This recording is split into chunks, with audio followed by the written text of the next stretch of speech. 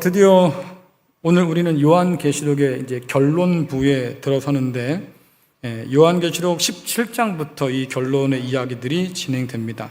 오늘 말씀을 마치면 요한복음의 77.2%를 돌파한 거예요. 이제 한 23% 남았으니까 조금 더 인내하시고, 어렵더라도 좀 참으시고, 저도 어려워요. 그러니까 같이 좀 말씀을 배워가면 좋겠습니다. 요한계시록의 이 결론부를 이해하시려고 하면 두 가지를 먼저 기억해야 될 텐데, 하나는 돋보기를 기억하셔야 되고 두 번째는 대조를 기억하셔야 돼요. 돋보기는 뭔가를 이렇게 확대해서 보여주잖아요. 그렇죠? 잘 보이지 않는 것도 돋보기를 대도 되면 크게 보일 수 있으니까. 또 한편으로 돋보기에 초점을 잘 맞추면 그곳에 불이 일어납니다. 뭔가를 태우기도 하죠. 요한계시록에서 결론부가 그런 역할을 한다 하는 것을 보여주는데요. 자, 먼저 요한계시록 17장 1절 말씀 같이 읽겠습니다. 시작. 또 일곱 대접을 가진 일곱 천사 중 하나가 와서 내게 말하여 이르되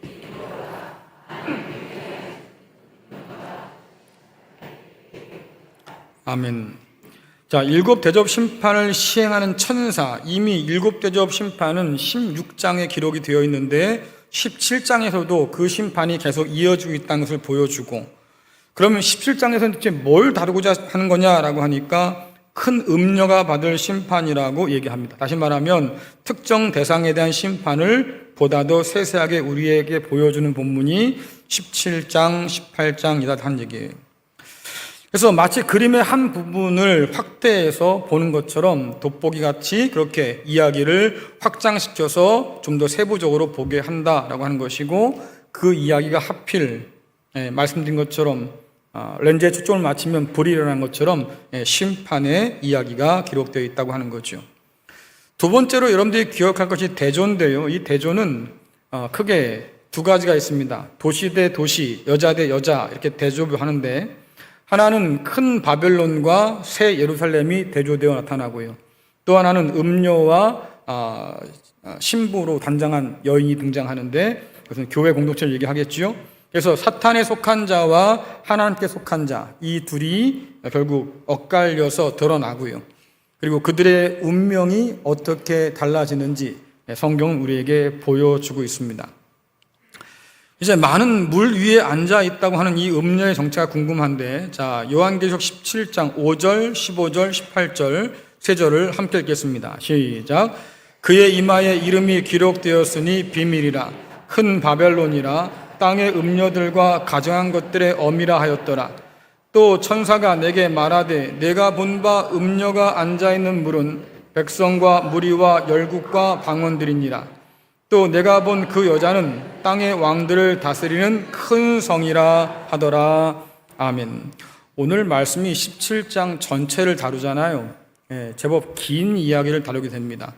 이것을 어떻게 한번 끊어볼까 제가 고민을 많이 했는데 끊을 수가 없어요. 그래서 그냥 17장 한 장을 통째로 가니까 그만큼 많아지겠죠.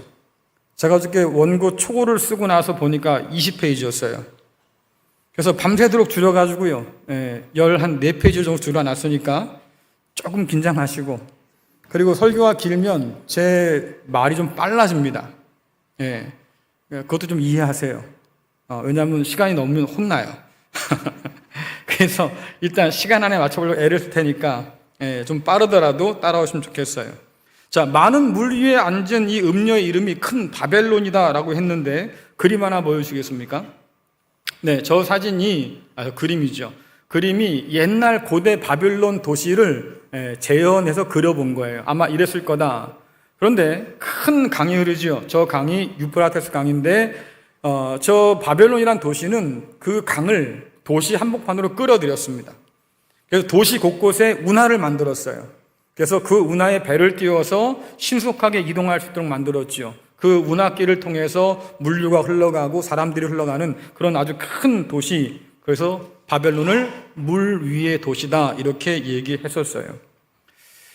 자, 그래서 우리는 앞서서 본 이야기 가운데서 바다에서 올라온 짐승이 로마 권력을 상징한다라고 보았는데, 왜 하필 바다냐라고 하면 바다는 로마 경제가 해양 무역에 달려있다는 것을 보여준다고 그랬습니다.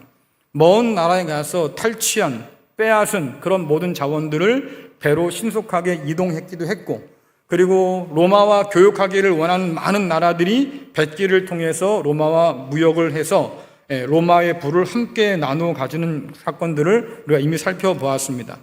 그래서 음녀인 이 로마가 앉아있는 이 물이라고 하는 것은 결국 로마가 지배하는 세상이다라고 얘기하죠. 그래서 15절에 보면 내가 본 바 음녀가 앉아있는 물은 백성과 무리와 열국과 방언들이다. 항상 요한계시록에서 세상 전체를 얘기할 때 네 가지로 얘기해요. 백성과 무리와 열국과 방언들, 이렇게 네 가지로 얘기한단 말이죠. 그러니까 결국 이 이야기는 음녀로서의 로마가, 혹은 그 옛날 바벨론에 비견되는 로마가 결국 세상을 지배하고 있고, 그 힘 가운데 하나가 비단 군사력뿐만 아니라 경제력이라는 사실을 우리에게 보여주고 있는 거예요. 그럼 요한 시대의 로마를 왜 바벨론에 비유할까? 이유가 많은데요. 보면 한 가지로 정리하면 그렇습니다. 닮았어요. 닮아도 너무 닮았어요. 자, 그림 하나 보여주세요.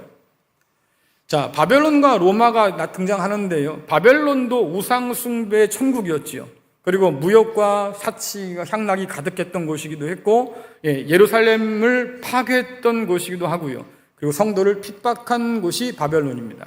그래서 결국 어떻게 됩니까? 하나님께 심판받아서 멸망하는 게 바벨론의 운명이었는데, 밑에 보시면 로마도 똑같아요. 우상 숭배하는 원흉이 되었고, 무역과 사치와 향락이 가득했고, 예루살렘 성과 성전을 파괴했고, 그래서 예수님 시대에 말씀하신 것처럼 돌 위에 돌 하나 남지 않았다라고 했지 않습니까? 그 다음에 성도를 핍박했습니다. 유대인은 뭐 그렇다 치더라도 적어도 교회는 핍박을 받았어요. 그래서 결국 로마의 운명이 뭐냐라고 하니까 바벨론과 똑같은 그런 궤적을 가지고 가고 있으니 결국 로마도 멸망할 거다라고 하는 것이 요한계시록에서 우리에게 전해주고 싶은 핵심 이야기입니다. 그래서 이렇게 닮음성이 많으니까 로마는 당시에 바벨론의 화신이다, 혹은 바벨론의 재현이다, 이렇게 불릴만 했지요. 자, 그렇다고 하면 이 음녀요 바벨론이라 불리는 로마가 왜 음녀와 이 땅의 악한 것들의 어미라고 이렇게 불렸을까? 자, 요한계시록 17장 2절을 보겠습니다. 함께 읽습니다. 시작. 땅의 임금들도 그와 더불어 음행하였고 땅에 사는 자도 그 음행의 포도주에 취하였다 하고 아멘. 땅의 임금들도 함께 음행했고 땅에 사는 모든 자들이 음행의 포도주에 취했다. 땅에 사는 모든 자들은 말씀드렸지만 하늘에 속한 자의 반대예요. 나중에 밝혀지겠지만 이들은 하나님의 생명책에 기록되지 못한 사람들이다 등장합니다. 다시 말하면 짐승을 따르는 자들인데, 성경에 보면 음행이라고 하는 단어는 언제나 우상 숭배와 깊이 관련되어 있습니다. 그래서 이스라엘 백성을 향해서 하나님께서 책망하실 때 너는 음란한 여인이야 이렇게 말할 때는 우상 숭배에 빠져 있어서 하나님이 아닌 다른 바알이나 혹은 다른 우상들을 섬겼다, 마치 남편을 배반하고 다른 남자를 따라간 그런 음란한 여인에 비유한 거예요. 자, 그러면 이런 우상 숭배가 어떻게 들어오게 되었을까? 이게 중요한데요. 여러분들, 우상 숭배가 들어오는 통로가 몇 개 있는데 그 중에 하나가 정치였어요. 정치라고 하는 것은 외교가 중요하게 되겠죠. 다른 나라와 함께 관계를 맺고 교육을 하고 뭐 이런 상황인데, 그러다 보니까 강대국과 뭔가 조약을 맺을 때는 항상 강대국이 요구하는 게 있습니다. 내가 너희를 보호해 줄 거야. 대신에 너희는 나에게 충성을 맹세해야 돼. 그 맹세하는 방법 중에 하나가 뭐냐면 대제국이 섬기는 신들을 가져다가 성전에 두고 그 성전 앞에서 우상을 예배해야 되는 거예요. 그래서 하나님께도 제국의 안녕을 빌고 그들이 섬기는 우상 앞에서도 제국의 안녕을 비는 그런 일들이 벌어진 거지요. 그래서 여러분들이 잘 아시는 것처럼 솔로몬 왕이 자기가 다른 나라와 정략 결혼을 하고 외교 관계를 맺어서 그 사람들을 데리고 들어왔을 때 어떤 일을 합니까? 그들이 섬기는 신들을 위해서 신전도 지어줬을 뿐만 아니라 그 신전에 들어가서 함께 분향하고 제사했다, 우상 앞에.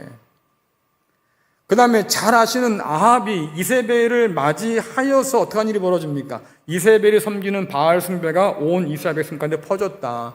여러분들, 정치라고 하는 것이 우상 숭배를 끌어들이는 아주 중요한 통로였어요. 그래서 정치와 종교는 분리되는 것이 아니었다, 그 당시에. 또 한 가지, 무역이라고 하는 이 교역도 굉장히 중요한 통로가 되었었는데요. 특별히 바닷길을 가는 사람들은 바다라는 것이 늘 공포의 대상이잖아요. 지금처럼 우리는 지구가 둥글어서 배를 타고 가도 뭐가 땅이 나온다고 생각했지만 그 당시에는 그러지 않았거든요. 배를 타다 잘못 가면 벼랑에 떨어져서 죽는다, 이런 얘기도 했었고, 그리고 바다가 늘 불안정하니까 안전하게 여행을 마치고 다음 항구에 도착해서 갖고 왔던 물건을 실어서 내주고 거기서 파는 물건을 가져다가 파는 게 문제인 거 아닙니까? 그러니까 불안정한 그런 백길에 두려우니까 자기가 섬기는 우상들을 가지고 들어와요. 그래서 그 우상 앞에 절도 하고 섬기면서 예배하면서 그렇게 항해를 해서 무사하게 항구에 도착하고 나면 그 우상 앞에 감사의 제사를 드리고, 근데 이런 사람들이 어디 한둘이냐 말이죠.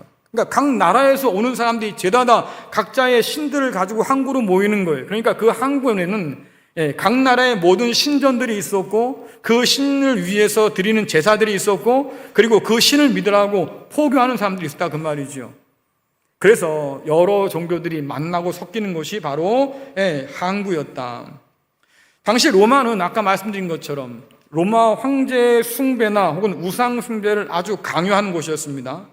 그러니까 사람들이 저 로마와 함께 교역을 해야만, 또 로마와 외교를 맺어야만 이 세상 가운데서 뭔가 안정된 삶을 살아갈 수 있고 경제적으로 풍요한 삶을 살 수 있다고 믿으니까 결국 로마 앞에 앞다투어 충성을 맹세하는 거예요. 어떤 방식으로? 황제를 숭배하고 우상을 숭배하는 방식으로.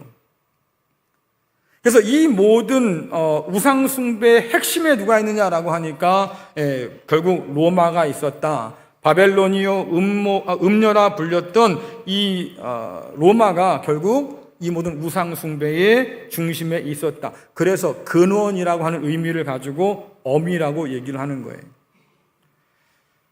또한 땅의 임금들과 땅에 사는 자들이 그 음행의 포도주에 취했다고 하는 것은 황제를 숭배하는 우상 숭배의 그 문화가 정치, 경제, 종교, 사회 전반에 아주 깊숙이 퍼져 있었다라고 하는 거죠.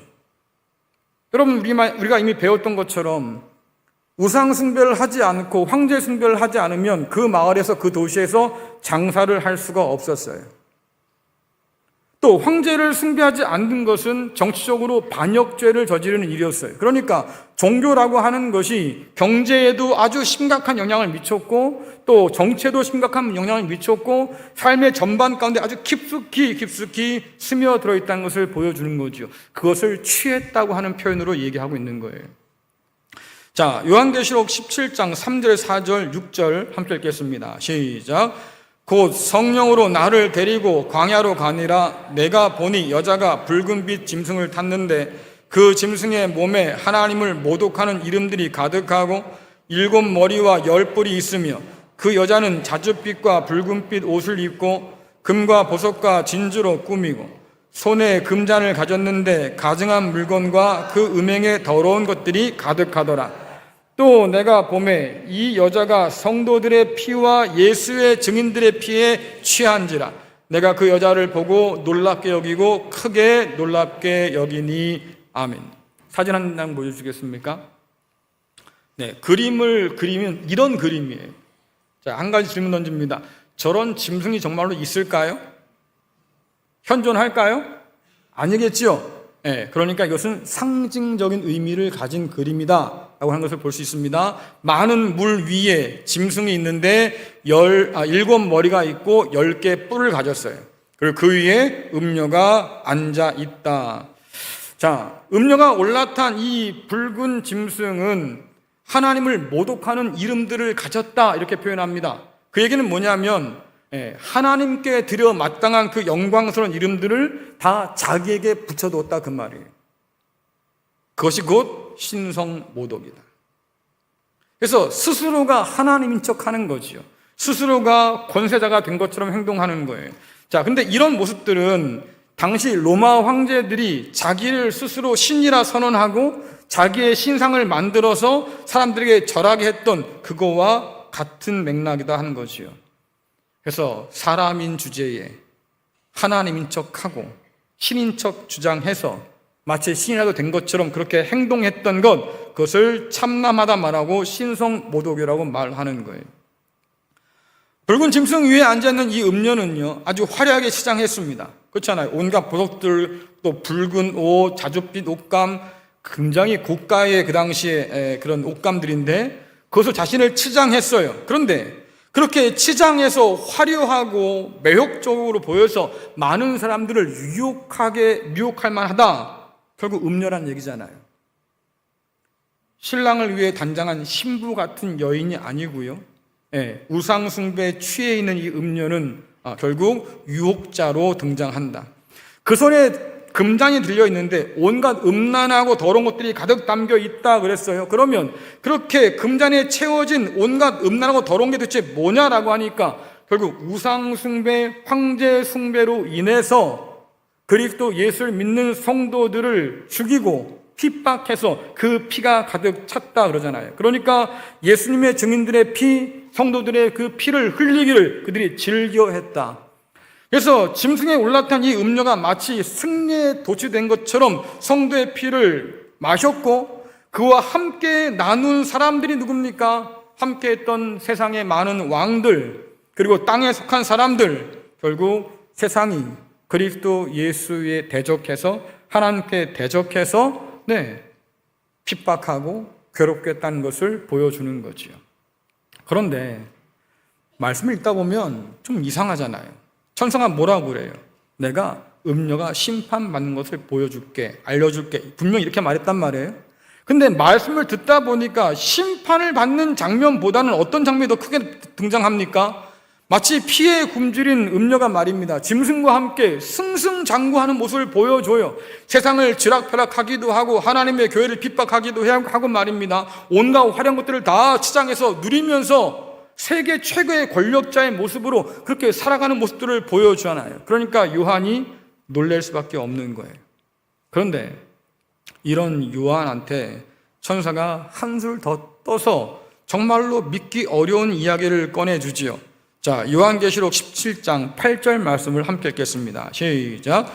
내가 본 짐승은 전에 있었다가 지금은 없으나 장차 무적행으로부터 올라와 멸망으로 들어갈 자니 땅에 사는 자들로서 창세 이후로 그 이름이 생명책에 기록되지 못한 자들이 이전에 있었다가 지금은 없으나 장차 나올 짐승을 보고 놀랍게 여기리라. 아멘. 여러분, 설명은 알기 쉬워야지요. 지금 이 짐승에 대해 설명하는 천사의 얘기를 한번 들어보세요. 어때요? 이해할 만해요? 저는 수수께끼 같아. 알쏭달쏭해. 도대체 이게 뭔 말일까? 근데 중요한 건 뭐냐면 이 짐승에 대해서 알아야 할 것이 뭐냐라고 하면 그는 지금 하나님과 그리스도 예수를 흉내내어서 사람들을 미혹하는 존재구나라고 하는 거죠. 우리가 지난 요한계시록 13장에 보면 7개의 머리 중에서 하나가 거의 죽다 살아서 사람들이 우와 놀래가지고 그 짐승을 경배한다, 그 우상 앞에 절한다 이런 표현이 있었잖아요. 딱 그럼 그 상황인데, 자 여러분들 한번 생각해 보세요. 죽었다 살아나신 분이 누구예요? 죽었다 살아나신 분은 누구예요? 분명해요? 분명하죠? 그래요. 죽다 사신 분은 우리 그리스도 예수님이에요. 그런데 오늘 짐승이 죽다 살아요. 부활하신 주님을 지금 패러디한다, 흉내낸다라고 하는 거죠. 뿐만 아니라 밑에 보시면 참 알쏭달쏭한 이야기가 있는데 이전에 있었다가 지금은 없으나 장차 나올 짐승. 어떻단 말이에요? 지금이요. 있다는 말이에요? 없다는 얘기예요? 되게 모호하잖아요. 저도 이 말씀이 어렵더라고요. 이 말씀을 알고 싶어가지고 온갖 주석들을 다 뒤져가지고 공부하다가 보니까 어저께 시간이 너무 늦어졌어요. 자, 그런데도 알쏭달쏭해요. 하지만 분명한 게 뭡니까? 이전에 살아있으나 지금은 죽었고 이제 다시 등장한다. 이 세 가지의 표현이 뭔가 닮은 표현이 있어요. 하나님을 우리가 묘사할 때 특별히 요한계시록에서 하나님을 어떻게 말씀하냐면 지금도 계시고 전에도 계셨고 그렇죠? 앞으로 영원하신 분이잖아요. 그러니까 이런 이야기들, 이런 명칭들은 결국 뭡니까? 하나님을 흉내내는 것들이다. 그러면 이렇게 사탄이 혹은 짐승이 말이죠, 이렇게 하나님과 주님을 흉내내는 이유가 뭘까? 사람들을 속이기 위해서. 그래서 하나님께 드려 마땅한 그 예배가 누구한테 가는 거예요, 지금? 사탄에게 올라가는 거죠. 이렇게 하나님께로 돌아온 길을 막아선 자들이 바로 이 짐승과 연합한 사람들인 거다라고 하는 거예요. 그래서 이런 짐승의 거짓과 속임에 분별하지 못한 자들이 말씀 보니까 놀랐다라고 표현하는데, 이 놀랍다는 말은 결국 뭐로 이어집니까? 경배로 이어져요. 이 놀랍다는 말 가운데는 단순하게 아이고 깜짝이야 라고 하는 의미도 아니고요, 대단하네 이런 것도 아니에요. 거기서 멈추는 것이 아니라 그래서 예배했다는 말까지 이어지는 거죠. 짐승을 따르며 그 우상에게 절했다. 이것이 로마가 지배하는 전 세계적으로 일어났던 일들이고, 그렇기 때문에 교회가 핍박당하고 죽임을 당한 일들이 일어났다고 하는 거예요. 한 가지 여기서 생각할 게 뭐냐면, 여러분들 예배라고 하는 것은요, 놀라움에서 시작되는 거예요. 경이로움을 우리가 깨닫지 못한다고 하면 참된 예배자가 될 수 없겠다. 예배하는 여러분들 한번 생각해 보십시오. 여러분들은 우리 하나님께 대해 놀랍니까? 여러분 놀라셔요, 하나님에 대해서? 어머 언제 거기 계셨어요? 뭐 이런 거 말고 하나님이 놀랍냐고요. 그럼 우리가 사는 세상은요, 사실은 모든 것이 다 설명 가능하다고 여기는 세상이잖아요. 그러다 보니까 신비나 경이로움에 대해서 별반 관심이 없어요. 무지개를 보면 예전엔 그랬지 않습니까? 야, 아름답다, 예쁘다, 경탄했는데 지금은 저거는 그냥 물방울에 이렇게 빛이 반사돼가지고 이렇게 굴절돼서 나타나는 거야. 얼마나 멋대가리 없어요. 그렇죠? 감탄하지 않는다 그 말이에요, 이제는요. 왜? 원리를 알게 됐다 그 말이죠. 하지만 감탄하지 못함으로, 경이로움을 깨닫지 못함으로 우리가 잃어버린 것이 얼마나 많을까. 마찬가지 하나님께 대해서 경이로움을 잃어버린 우리의 예배가요 점점 더 메말라요, 피상적이에요, 습관적으로 형식적으로 그치게 되고 만다. 그 다음에 여러분 성경을 보십시오. 성경에서 하나님을 예배하는 사람들 한번 보세요. 그분이 다 어떻게 놀랍니까? 크신 하나님께 대해서 놀라고, 그분이 행하신 그 일에 대해서 놀라고, 그러니까 찬양하고, 그래서 예배하는 거 아니에요. 결국 하나님의 경이로움에 눈을 뜰 때야 비로소 우리는 그분의 은혜에 대해서 탄성을 지르게 되고 하나님을 영화롭게 찬양하고 예배할 준비가 된다 그 말이에요. 여러분들 오늘 가셔서요, 집에 가셔서요, 화장대든 아니면 화장실 거울을 보시든 한번 거울을 보세요. 그리고는 그렇게 말씀하셔요. 이런 나를 하나님이 사랑하시다니 이럴 수가. 왜요? 어느덧 우리는요, 하나님이 주신 은혜가 당연한 줄 알아요. 입으로는 당연한 게 아니었다고 그렇게 말하면서도 우리는 당연한 줄 알아요. 유명한 영화 대사 있지요. 호의가 계속되면 뭔 줄 안다고요? 권리인 줄 안대요. 착각하는 거예요. 하나님께서 우리에게 허락하신 그 은혜는 그야말로 은혜지요. 허락되지 합당치 않은 사람에게 주어진 것이 은혜라고 하잖아요. 그럼 우리가 인정해야 될 것이 뭐냐면 하나님이 이런 나를 사랑하신 거예요. 우린 종종 그것을 잊어버려요. 사랑할만 하잖아요, 나는. 예? 좀 나이스하잖아요. 이런 나를 사랑하지 않고 누굴 또 사랑하겠어요, 하나님께서? 근데 이것은 결국 하나님의 은혜를 제대로 알지 못한 사람이다. 그래서 놀라운 하나님의 은혜 앞에서 우리가 너무 덤덤해지고 너무 당연한 듯 여겨질 때 그래서 우리는 예배의 마음을 잃어버린다. 우상을 보고도 놀란 사람들이, 그렇잖아요, 예배를 해요. 여러분 무속에 젖어든 사람들이 왜 거기에 빠져듭니까? 놀라워서 그래요. 어머 어떻게 그렇게 잘 맞춰요? 점집에 가가지고요, 점을 봤는데 너무 잘 맞추는 거야. 어머나, 놀래서 거기에 빠져들지요. 그치요? 구술했어요. 정말 구술했는데 말이죠. 뭐가 일이 해결됐어. 어머나, 굿이 또 이런 능력이 있네. 그 앞에서 할렐루야는 못하겠고. 유명한 점집에 여러분들 붙어있는 글이 있다고 그러지요. 크리스찬 환영. 왜 그럴까?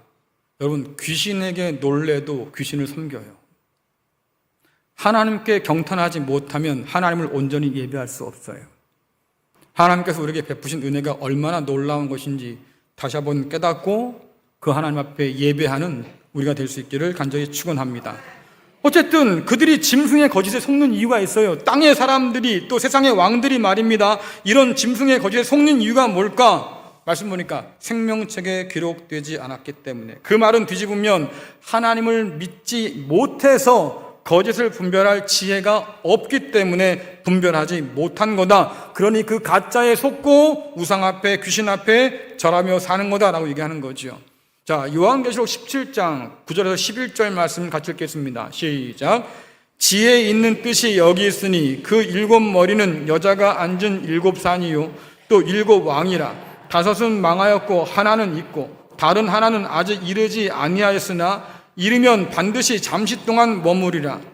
전에 있었다가 지금 없어진 짐승은 8째 왕이니 7 중에 속한 자라. 그가 멸망으로 들어가리라. 아멘. 이해하겠어요? 그렇죠? 아니, 왜 이렇게 썼대 성경을? 좀 쉽게 쓰지. 근데 중요한 건 한번 생각해 보세요. 어쨌든 상징적 의미가 있다고 생각했으니까, 자, 짐승의 7머리는 7 언덕에 비유되거나 7 산에 이야기되기도 합니다. 근데 머리라고 하는 것은 그건 권력이에요. 그래서 머리는 압제하는 그런 권력을 뜻하는데요. 그 중에 산이라고 하는 것은 종종 나라를 가리켜요. 그러면 7 언덕, 7 산은 도대체 뭐냐라고 하니까 7이라는 소리를 좀 생각할 필요가 있는데, 여러분들 우리가 앞서 살펴봤던 소아시아 7교회 있지요. 예수님께서 그 사람들에게 편지를 쓰라고 해가지고 지금 요한이 쓴 거 아니겠어요? 자, 그러면 편지를 받아본 사람들이 소아시아 7교회 뿐이었을까요? 심지어 2000년이 지난 지금 우리가 읽고 있잖아요. 그러면 소아시아 7교회에게만 보낸 편지라고 하면 오늘 저와 여러분들 읽을 이유가 없지요. 이 7이라고 하는 것은 그래서 전 세대에 걸쳐 존재하는, 세계 곳곳에 존재하는, 다시 말하면 2000년 역사 가운데 존재하는 모든 교회를 대표하는 교회들이다, 이런 뜻이에요. 그러면 7개의 머리, 7개의 산, 이런 것은 결국은 뭐겠습니까? 모든 전 세계, 전 세대에 미치는 사탄의 짐승의 권세가 있음을 보여주는 거예요. 다시 말씀드리면 창세 이래로 사단이 쉰 적이 없어요. 우리 하나님만 쉬지 않는 분이 아니시고요, 사탄도 쉰 적이 없다, 그 말이에요. 왜? 사람을 미혹하기 위해서, 저와 여러분을 집어삼키기 위해서 우는 사자처럼, 군주님 사자처럼 말입니다, 그렇게 끈질게 쫓아다니고 심지어 아들이신 예수까지도 시험하고 유혹했던 사람이, 존재가 바로 사탄이잖아요. 그만큼 열심으로 일한다. 그러니 창세 이전 이후부터 지금까지 사탄은 여전히 하나님의 백성들을 유혹하고 미혹하고 또 하나님께로 돌아가는 모든 구원의 길을 막아서는 그런 존재들이다라는 것을 우리에게 보여줘요. 시간이 되었군요.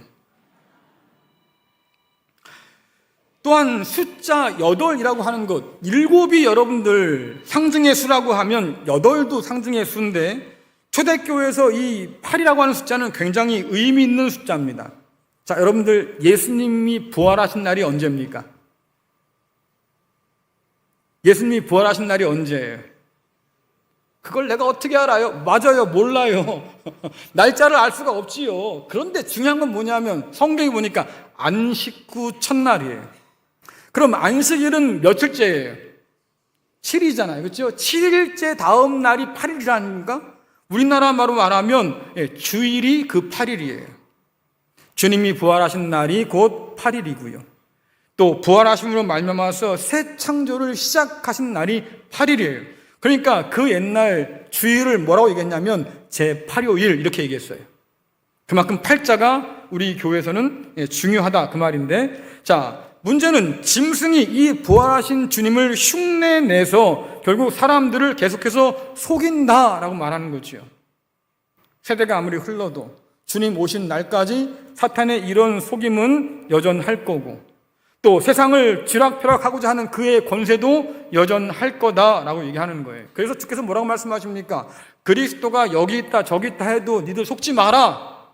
또 요한이 뭐라고 경고합니까? 벌써 많은 적그리스도가 이 세상 가운데 나와 있다. 그러니 분별해라. 이런 얘기 많이 하잖아요.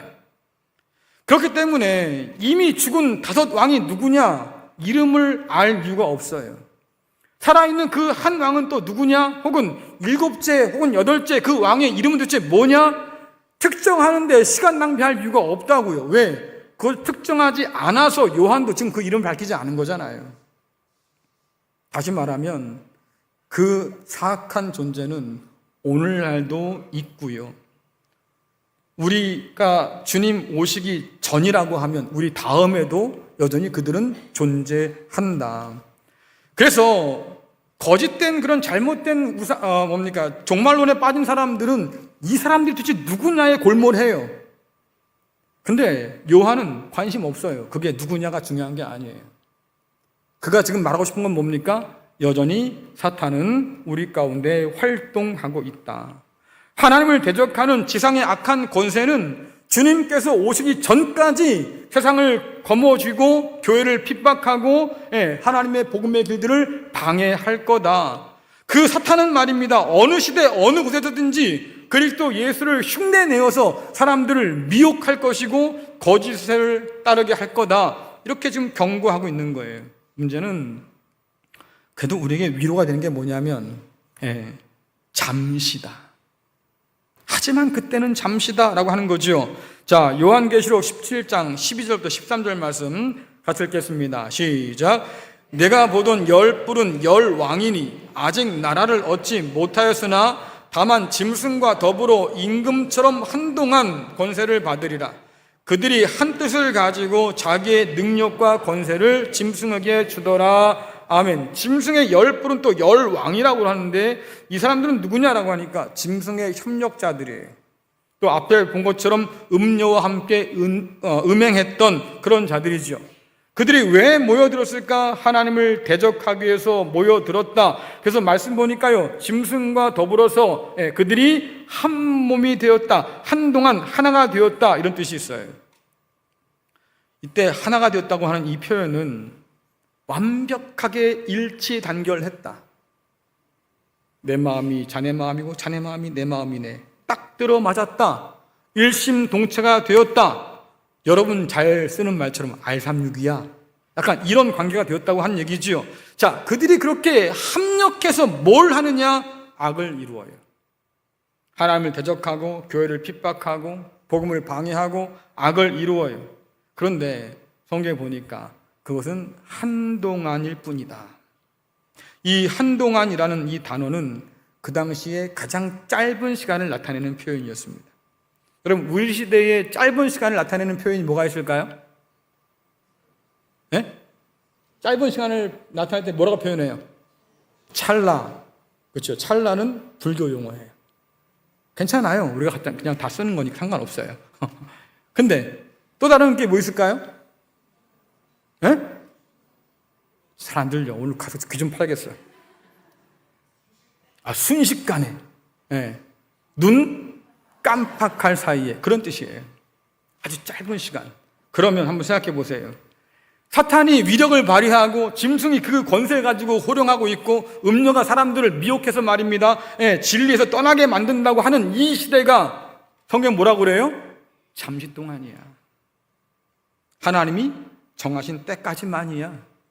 우리는 너무 긴 거 아니에요? 라고 하지만 아니야, 짧아. 끝이 있어.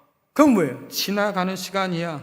그렇다고 하면 영원하신 하나님을 바라보는 사람이라고 하면, 생명책에 그 이름이 기록된 사람이라고 하면, 그리스도 예수와 함께 그 싸움에, 선한 싸움에 동참하는 사람이라고 하면 충분히 견딜 수 있는 시간이다 그 말이에요. 왜 이야기를 해줄까? 견뎌라 그 말이지. 얼마 남지 않았다. 너희가 굉장히 힘들고 어려움 가운데 놓였겠지만 그러나 버텨라, 견뎌라. 왜? 얼마 남지 않았어요. 지나갈 거다. 아주 한동안 잠시뿐인 거야 라고 얘기하는 거예요. 여러분들 혹시 말입니다, 그런 소리 들어본 적 있습니까? 귀신 신나락 까먹은 소리 한다. 들어봤어요? 네, 이게 신나락이냐 신나락이냐 이렇게 뭐 논쟁이 있는데 신나락이 맞습니다. 사이쇼 들어간 거예요. 자, 이게 왜 신나락을 귀신이 까먹냐면 오랜만에 제사밥 먹으러 왔는데 말이죠. 제사상이 부실한 거예요. 먹을 게 아무것도 없어. 그러니까 성질이 나니까 광에 가서 그 쌀이라도 먹으려고 가서 그걸 까먹고 있는 거래. 귀신이 배고픈 것도 이상한데. 어쨌든 비슷한 말이 뭐 있어요? 또 비슷한 말. 네? 개? 네? 개 풀 뜯어먹는 소리 하지 마라. 그런 얘기도 하고. 또 뭐가 터진대. 네? 그렇지, 김밥 옆구리 터진 소리 하고 앉아있네. 이렇게 쓴다고요. 이게 무슨 뜻이에요? 어떨 때 이런 표현 써요? 그렇지, 말같이 한 소리지 마. 이럴 때 그 표현 써요.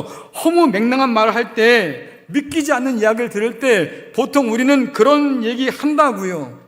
그런데 여러분들, 당시에 요한의 편지를 받아봤던 사람들 가운데 그런 생각하지 않았을까요? 왜? 그들은 지금 마음이 흔들리는 중이에요. 더는 못 버틸 것 같아. 내가 괜히 예수 믿은 것 같다고. 이럴 줄 알았으면 내가 예수 안 믿었지. 황제 앞에 절하면 다 돌려준다는데? 그러니까 마음이 흔들릴 수밖에 없지. 근데 그런 사람들에게 요한이 이 쓴 편지는 말도 안 되는 거예요. 야, 저 로마가 무너진다고? 웃기지 마. 그걸 누가 믿겠냐? 지금 로마가 세계 최강인데 저 로마가 어떻게 무너지겠냐? 믿기지가 않는 거지요. 그러니까 말도 안 되는 소리라고 사람들은 생각할지도 모르겠다. 하지만 오늘 이런 사람들에게 요한계시록이 굉장히 놀라운 반전을 보여줍니다. 자, 요한계시록 17장 14절 보겠습니다. 함께 읽겠습니다. 시작. 그들이 어린 양과 더불어 싸우려니와 어떤 양은 만유의 주시오 만왕의 왕이심으로 그들을 이기실 터이요 또 그와 함께 있는 자들 곧 부르심을 받고 택하심을 받은 진실한 자들도 이기리로다. 아멘. 지폐지기면 백전백승이란 말이 있잖아요. 근데 그 말을 가지고 보면 이 짐승의 패거리들은 지금 상대를 잘못 골랐어요. 왜? 그들이 싸우려고 지금 모여든 사람 상대하는 존재가 오늘 어린 양이라고 되어 있는데요. 예, 여러분들 이 양이요, 사실은 뭐예요? 예? 양이 뭐라고요? 예, 예수 맞는데 요한계시록 따르면 그 양이 사자래요. 어린 양이며 유다의 사자이신 주님이잖아요. 그러니까 양인 줄 알고 덜미에 들었는데요, 알고 사자야. 상대를 잘못 골랐지요. 근데 그분이 누구냐? 만주의 주시다, 만왕의 왕이다. 여러분, 예수를 믿는 사람에게 이게 너무나 당연한 얘기일 수 있습니다. 그러니까 이게 무슨 반전이야? 라고 말할 수 있겠지만 한번 생각해 보세요. 믿음이 없는 자들에게는 이것을 볼 수가 없잖아요. 그래서 제가 오늘 제목을 뭐라고 그랬습니까? 믿어야 비로소 보게 되는 것. 그게 뭐예요? 우리 주님께서 만왕의 왕이셔서 사탄의 모든 권세를 이긴다는 사실. 그러면 요한은 이런 말씀을 통해서 당시 흔들리는 사람들이 굉장히 무거운 질문을 던지고 있는 거예요. 누가 진짜 만왕의 왕이냐? 로마 황제냐? 아니면 예수 그리스도냐? 누가 진짜 세상을 통치하느냐? 로마 황제냐? 아니면 하나님이냐? 누가 과연 우리의 예배를 받기에 합당하냐? 거짓된 로마 황제냐? 아니면 우리 주님이시냐? 결정하라, 그 말이에요. 생명책에 그 이름이 기록된 사람들, 주님의 승리에 참여하는 사람들은 망설일 이유가 없지요. 이미 우리가 그것을 알고 믿으니까 만왕의 왕 대신 우리 주님밖에 없지. 우리는 고백하며 사는 사람이니까 당연히 우리 주님밖에 없습니다. 고백하겠지만 여러분, 믿지 않는 사람이나 흔들리는 사람들은 이에 대한 확신이 없는 거잖아요. 왜? 믿지 못해서 보지 못하는 거예요. 저와 여러분은 그분을 예배하기 위해서 택함 받았어요. 그래서 여러분들 요한계시록의 가장 중요한 주제, 혹은 성경 처음부터 마지막까지 가장 관통하는 주제 중에 하나가 뭐겠습니까? 하나님은 예배받기를 기뻐하시는 분이시다. 예배가 그 중심에 놓여 있어요. 우리는 그걸 위해서 택함 받았습니다. 뿐만 아니라 저와 여러분은요, 왕이신 주님의 통치 안에 살도록 부름 받은 거예요. 그렇기 때문에 베드로후서의 말씀을 기억하는 게 중요하지요. 베드로후서 1장 10절 말씀 같이 읽겠습니다. 시작.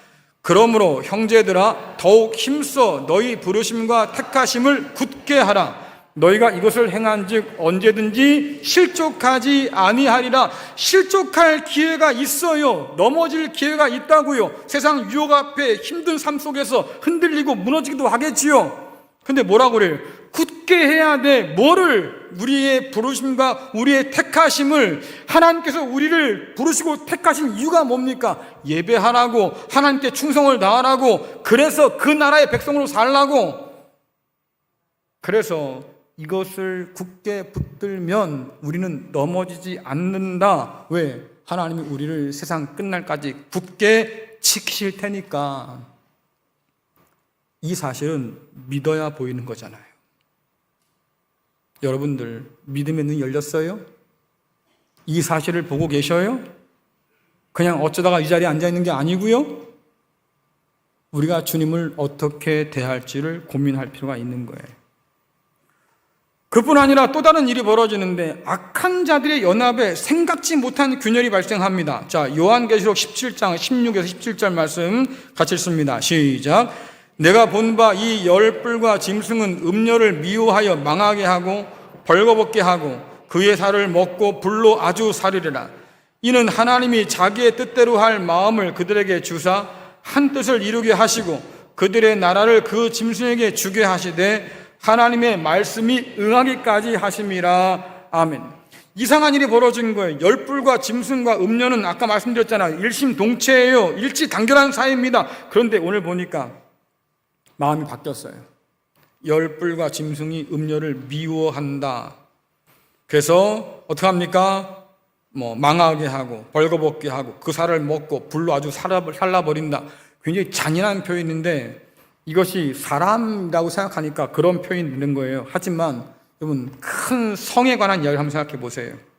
우상 숭배에 빠졌던 예루살렘 성이, 그리고 그 성전이 완전히 무너졌지요.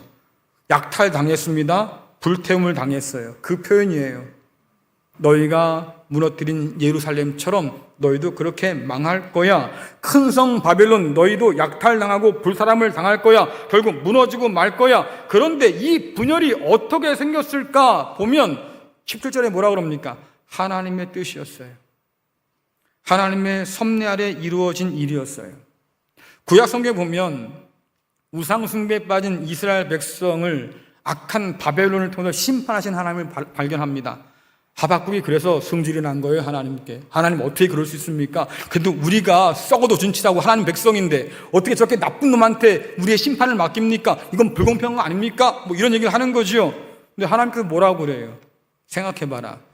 니들은 나쁜 놈이지. 왜? 너는 나를 알면서도 나를 섬기지 않았다, 그 말이에요.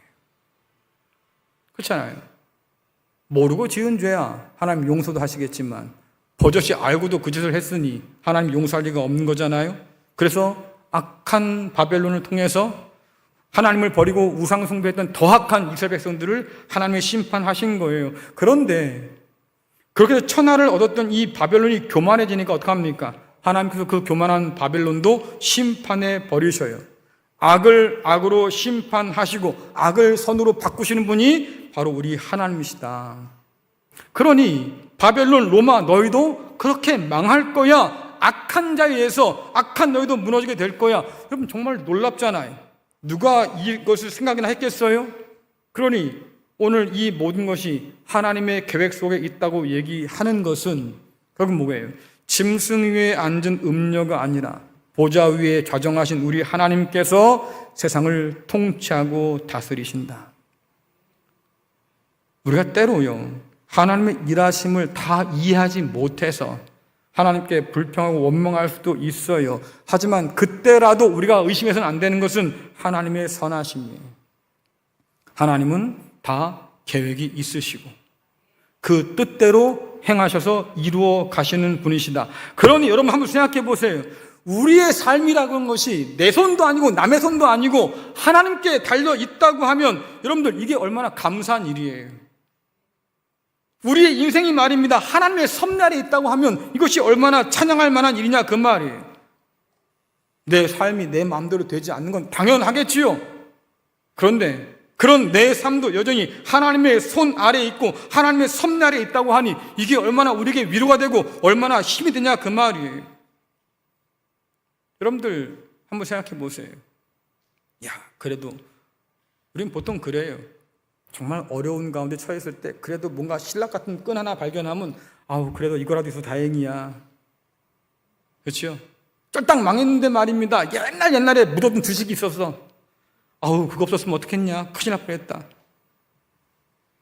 근데 우리 인생 가운데 하나님이 계신 것이 참 다행 아닙니까? 여전히 그분께서 살아계셔서 저와 여러분의 삶을 주관하시고 인도하신다고 하고 시험 가운데 있지만 그러나 막다른 골목길로 인도하지 않으시고 피할 길도 내신다는 분이 하나님 아니시겠어요? 그러니 그 하나님께서 내 편 되시고 나를 도와주신다고 하니 그것이 감사할 뿐이지요. 바로 그 얘기하고 싶은 거예요. 그런데 세상을 보면 우린 또 약해져요. 이제 하나님 뭐 하는 걸까? 왜 나를 이렇게 처박아 둘까?